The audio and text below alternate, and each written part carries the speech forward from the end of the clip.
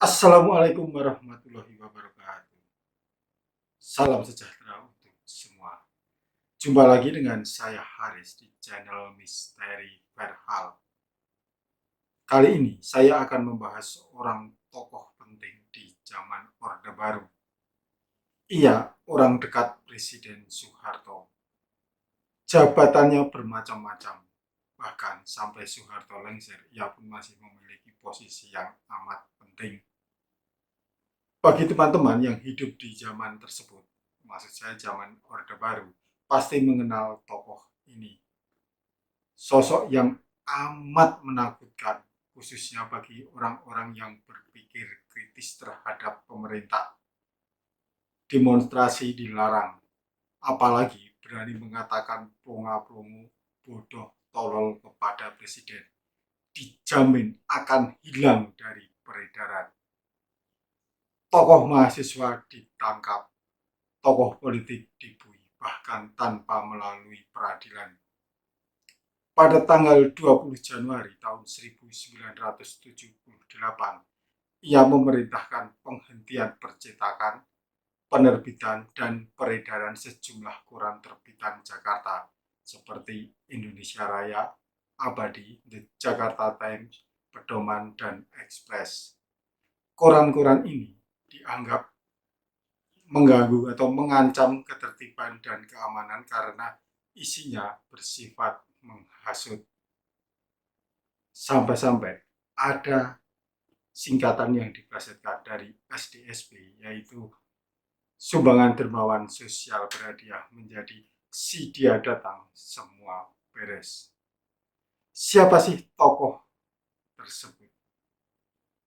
Kenapa menjelang wafat ia mengaku mendapatkan hidayah dan menyesal setelah melakukan hal tersebut selama 36 tahun lamanya. Simak yuk sampai tuntas agar tidak terjadi salah paham mengenai tokoh era Orde Baru tersebut. Tokoh yang saya maksudkan tadi adalah Sutomo. Ia lahir pada tanggal 20 September tahun 1926 di Jalan Embong Arab, Gang 4, Malang, Jawa Timur. Sekarang namanya menjadi Jalan Syarif Al-Qodri, tetapi masih dikenal sebagai Kampung Arab. Ia anak pertama dari 5 bersaudara, 3 laki-laki dan 2 perempuan. Ayahnya bernama Kastawi Martomi Harjo, seorang guru dan penilik sekolah lulusan sekolah normal, yaitu Sekolah Pendidikan Guru Zaman Belanda di Blitar, Jawa Timur. Kastawi adalah orang Indonesia pertama di Probolinggo, Jawa Timur, yang menjadi kepala sekolah di Hollands Inland School atau HIS, setingkat sekolah dasar pada tahun 1942. Ibu Sutomo bernama Saleha, seorang ibu rumah tangga. Lulus dari HIS pada tahun 1939, Sutomo melanjutkan pendidikan ke Meerutgebreid Lager Onderwijs atau MULO, setingkat sekolah menengah pertama di Probolinggo. MULO bubar ketika Jepang masuk ke Indonesia. Ia kemudian meneruskan pendidikan ke sekolah negeri di Jalan Celaket, Malang, dan lulus pada tahun 1943. Sutomo meneruskan pendidikan ke Sekolah Pelayaran Tinggi atau SPT di Cilacap, Jawa Tengah. Sekolah ini mempersiapkan mu'alim, yaitu perwira dek dan perwira mesin dalam pelayaran antar pulau.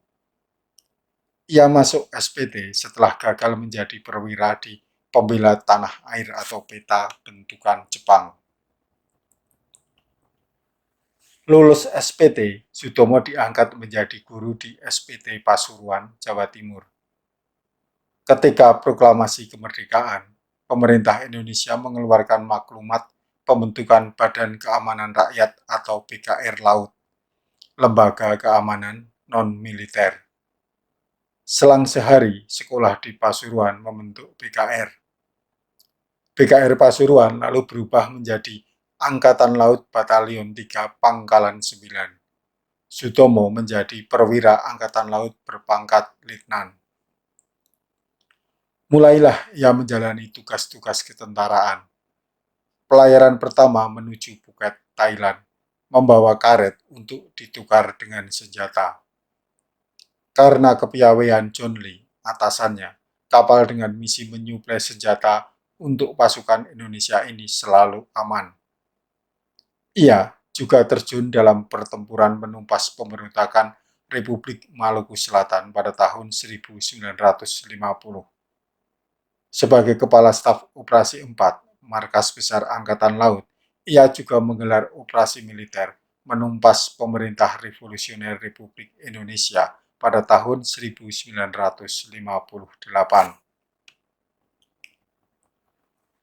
Karir militer Sutomo di Angkatan Laut melesat cepat. Hanya dalam 5 tahun, Sutomo sudah menjadi komandan kapal patroli RI di Flores dan Rio dengan tugas memberantas penyelundupan. Sutomo juga dipercaya memimpin operasi Mandala dengan misi membebaskan Papua dari Belanda. Ini sesuai dengan seruan Trikomando Rakyat atau Trikora yang didengungkan Presiden Soekarno pada tanggal 19 Desember tahun 1961. Kolonel Sutomo ikut ambil bagian dalam operasi senyap di perairan Maluku pada tanggal 15 Januari tahun 1962. Misi rahasia itu melibatkan 3 kapal, yakni KRI Harimau, KRI Macan Tutul, dan KRI Macan Kumbang. Namun, pergerakan mereka diketahui oleh Belanda. KRI Macan Tutul pun ditenggelamkan serta menewaskan Komodor Yos Sudarso. Beruntung, Sutomo selamat dalam bentrokan di Laut Aru itu. Setelah tragedi tersebut, Sutomo dikirim ke Makassar untuk membantu Panglima Mandala, Mayor Jenderal Soeharto sebagai Panglima Angkatan Laut Mandala. Salim Said dalam buku Dari Gestapo ke Reformasi terbitan tahun 2013 menyebut kerjasama Soeharto-Sutomo di Makassar itulah menjadi awal hubungan yang berlangsung puluhan tahun kemudian. Sejak Soeharto memegang kekuasaan pasca gerakan 30 September tahun 1965, Sutomo juga punya andil krusial meskipun tidak di pusat. Jika Soeharto membabat habis orang-orang yang dicurigai sebagai anggota maupun simpatisan Partai Komunis Indonesia atau PKI di darat, Sutomo memainkan peran yang sama di sektor kelautan. Saat itu, Sutomo menjabat sebagai Panglima Angkatan Laut Kawasan Maritim Tengah, sekaligus pembantu Menteri Perhubungan Laut. Sutomo bertugas membantu Kepala Staf Angkatan Laut saat itu Jenderal Sumitro untuk melakukan pembersihan Angkatan Laut dari orang-orang PKI. Menurut Sumitro dalam biografinya yang ditulis Ramadan Kahat, terbitan tahun 1994, Sutomo sangat keras dalam menjalankan tugasnya tersebut. "Tom, kalau kau bersihkan semuanya, habis Angkatan Laut," kata Sumitro kala itu. Namun, Sutomo tetap bersikukuh bahwa Angkatan Laut harus benar-benar bersih dari mereka yang berbau kiri, sebagaimana perintah Soeharto. Sejak tahun 1969, Sutomo diangkat sebagai Kepala Staf TNI Angkatan Laut, jabatan yang sebelumnya dipegang oleh Sumitro.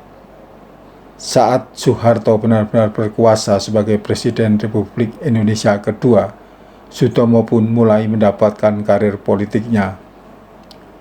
Sutomo berani pasang badan untuk memastikan Orde Baru aman dari segala bentuk ancaman, bahkan yang belum nyata sekalipun, termasuk dari aksi para mahasiswa maupun orang-orang yang ditengarai sebagai lawan politik Soeharto. Sutomo juga memadamkan sinyal-sinyal yang berpotensi mengancam stabilitas nasional. Pada Maret tahun 1973, Sutomo dilantik menjadi Wakil Panglima Komando Keamanan dan Ketertiban atau Komkaptib. Baru 5 bulan menjabat, muncul peristiwa malapetaka 15 Januari atau yang dikenal Malari di Jakarta. Kerusuhan pecah saat Perdana Menteri Jepang Kakuei Tanaka berkunjung ke Jakarta pada tanggal 14 sampai 17 Januari tahun 1974. Menurut catatan pemerintah saat itu, kerusuhan berakibat 11 orang meninggal dunia, 17 luka berat, 120 orang luka ringan, dan 775 orang ditahan selama peristiwa berlangsung. Selain itu, 807 mobil dan 187 motor rusak atau dibakar. Sebanyak 144 bangunan besar kecil rusak akibat lemparan batu atau dibakar massa. Sutomo menangkap sejumlah mahasiswa, termasuk Hariman Siregar, Ketua Dewan Mahasiswa Universitas Indonesia saat itu, Aini Khalid dan Syahrir. Juga tokoh politik seperti Sarbini Sumawinata, Sujatmoko, Muchtar Lubis, Marsilam Simanjuntak, Tawang Alun, Dorjatun Kuncoro Jakti, dan Adnan Buyung Nasution. Sehabis peristiwa Malari, karir Sutomo melesat. Pada tahun 1978 sampai 1983, ia menjabat sebagai Wakil Panglima ABRI, merangkap Panglima Komando Keamanan dan Ketertiban atau Pangkopkamtib. Menjelang sidang umum MPR tahun 1978, Sutomo makin keras. Demonstrasi dilarang. Tanggal 20 Januari tahun 1978, Sutomo terbitkan keputusan memerintahkan penghentian percetakan, penerbitan, dan peredaran harian terbitan Jakarta, yaitu Indonesia Raya, Abadi, The Jakarta Times, Pedoman, dan Express. Media-media tersebut dianggap menghasut dan menjadi ancaman ketertiban dan keamanan. Besoknya, 21 Januari tahun 1978, Komkaptib membekukan kegiatan mahasiswa di semua perguruan tinggi di Indonesia.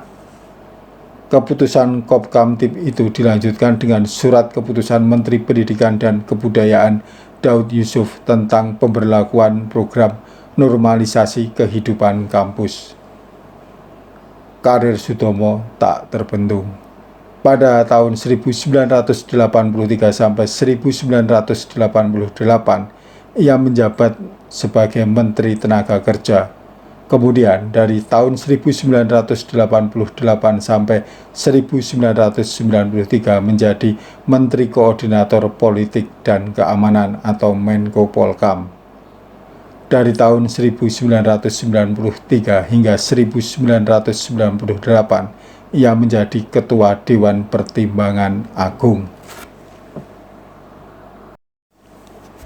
Kesuksesan di pemerintahan dan politik tidak selaras dengan kehidupan pribadinya. 3 kali berumah tangga, semuanya kandas di tengah jalan.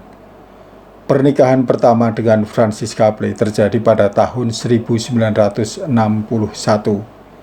Dari hasil pernikahan ini, Sutomo memiliki 4 orang anak. Sayang, pernikahannya harus kandas pada tahun 1980. Selang 10 tahun kemudian, ia kembali menikah dengan seorang artis bernama Francisca Diah Widowati. 4 tahun kemudian, yakni tahun 1994, mereka bercerai tanpa memiliki momongan. Sutomo kembali menikah pada tahun 1998 dengan seorang wanita bernama Ati Kesumawati. Pernikahan ini pun kandas pada tahun 2002. Setelah perceraian pada pernikahan ketiga tersebut, Sutomo memutuskan untuk tidak menikah kembali. Ia ingin mendalami agama, mengurusi yayasan, dan momong cucu. Di masa tua, Sutomo menyesal, bukan karena sering menangkap mahasiswa dan tokoh politik yang berseberangan dengan pemerintah, tetapi lebih kepada hal yang bersifat personal, yaitu soal agama. Saat menikahi Francisca Pli pada tahun 1961, Sutomo meninggalkan Islam dan memeluk Kristen. Hal ini dilakukan karena Francisca tidak bersedia pindah agama, sehingga ia yang mengalah. Pada awalnya, keputusan pindah agama ini ditentang oleh kedua orang tuanya.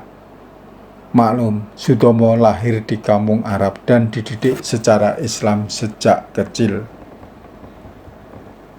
Setelah bercerai untuk kedua kalinya pada tahun 1994, hati Sutomo mulai gundah. Ia ingin kembali memeluk Islam. Namun, hal tersebut tidak bisa dilakukan karena saat itu ia masih menjabat sebagai menteri. Ia khawatir dianggap mempermainkan agama atau dianggap bermotifkan politik guna mengincar kursi wakil presiden. Tetapi nurani Sutomo tak bisa dibohongi. Ketika mengunjungi Masjid Al-Huda di Komplek Kostrad, Malang, Sutomo seakan-akan mengalami sebuah perubahan besar dalam hidupnya. Sesuatu telah mendorong dirinya untuk kembali menelusuri jalan Allah dan kembali menunaikan ibadah seperti dulu lagi. Ia sempat tertegun melihat rumah Allah. Bangunan Masjid Al-Huda yang tak begitu besar itu menjadi sebuah tonggak bersejarah dalam hidupnya. Tonggak yang mampu mengubah hidupnya menjadi seorang bayi yang lahir kembali dan menapaki jalan menuju keridhaan ilahi. Pada tanggal 22 Agustus tahun 1997, Sutomo pun mengucapkan 2 kalimat syahadat. Setelah menjadi Muslim, Sutomo lebih aktif dalam kegiatan sosial dengan mendirikan Yayasan Husnul Khotimah pada tahun 1999. Yayasan ini berawal dari pembentukan Majelis Zikir Nasional di Masjid Al-Ihsan, Kebayoran Baru, Jakarta Selatan karena prihatin dengan krisis ekonomi yang terjadi pada tahun 1998. Dalam silaturahmi subuh itu, Sutomo beserta ustadz yang terlibat di dalamnya mengadakan sholat subuh berjamaah, zikir bersama, dan ceramah agama. Selain itu, diadakan pula acara sarapan pagi dan minum kopi bersama sebagai forum komunikasi guna membahas segala macam permasalahan yang tengah dihadapi masyarakat. Acara silaturahmi subuh kemudian berkembang menjadi wasilah subuh yang mencakup 750 masjid dan 4.000 musola di 10 kecamatan di daerah Jakarta Timur. Pelaksanaan silaturahmi pun dilaksanakan secara bergilir setiap hari Minggu oleh masjid di bawah koordinasinya. Selain mengurusi Yayasan Husnul Khotimah, Sutomo juga aktif di Yayasan Stroke Indonesia atau Yastroki. Organisasi ini bergerak dalam bidang penanggulangan penyakit stroke yang mencakup sosialisasi dan pencegahan penyakit stroke, pengobatan penyakit, pemulihan kesehatan, dan peningkatan derajat kesehatan. Kegiatannya berupa berbagai penyuluhan kesehatan di berbagai daerah. Salah satu tindakan nyatanya adalah dengan mendirikan Klinik Nusantara Stroke and Medical Center yang kemudian berganti nama menjadi Nusantara Medical Center. Klinik yang berlokasi di Gedung Granadi, Jalan Rasuna Said, Jakarta Selatan ini didirikan untuk membantu melayani masyarakat dalam pengobatan dan penanggulangan stroke serta penyakit lainnya.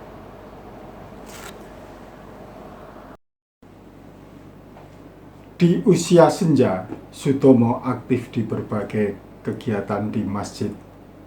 Usai mengikuti acara di Masjid Atin Taman Mini Indonesia Indah atau TMI Jakarta pada tanggal 14 April tahun 2012, 2012 sekitar jam 9 malam, Sutomo dilarikan ke Rumah Sakit Pondok Indah karena koma. 5 orang dokter yang memeriksa Sutomo mengatakan Sutomo koma karena stroke dan pecahnya pembuluh darah otak. Sutomo mulai tidak sadarkan diri sejak Minggu 15 April tahun 2012 hingga Rabu 18 April tahun 2012 dan akhirnya meninggal dunia pada pukul 10.05 waktu Indonesia bagian Barat. Jenazah Sutomo dikebumikan pada Kamis 19 April 2012 di Taman Makam Pahlawan Kalibata secara militer TNI Angkatan Laut. Sutomo termasuk tokoh yang beruntung. Sebelum wafat, ia memeluk dan menjalankan agama sesuai dengan hati nuraninya. Tak ada lagi ganjalan ketika menghadap Sang Holik. Episode mendatang saya akan membahas topik lain. Jika teman-teman atau kawan-kawan menginginkan saya membahas sebuah topik khusus, silahkan mengirim pesan melalui email misteri.forhal@gmail.com atau menulis message di Facebook dan Instagram yang alamatnya ada di kolom deskripsi atau di sini. Untuk kawan-kawan yang nggak mau ribet, cukup menulis komentar di kolom komentar. Nanti saya yang akan menghubungi kawan-kawan. Jangan lupa ikuti terus channel Misteri Verhal karena episode mendatang saya akan membawakan sejarah atau cerita-cerita yang penuh misteri yang mungkin kawan-kawan belum tahu. Sampai jumpa. Dah. Wassalamualaikum warahmatullahi wabarakatuh.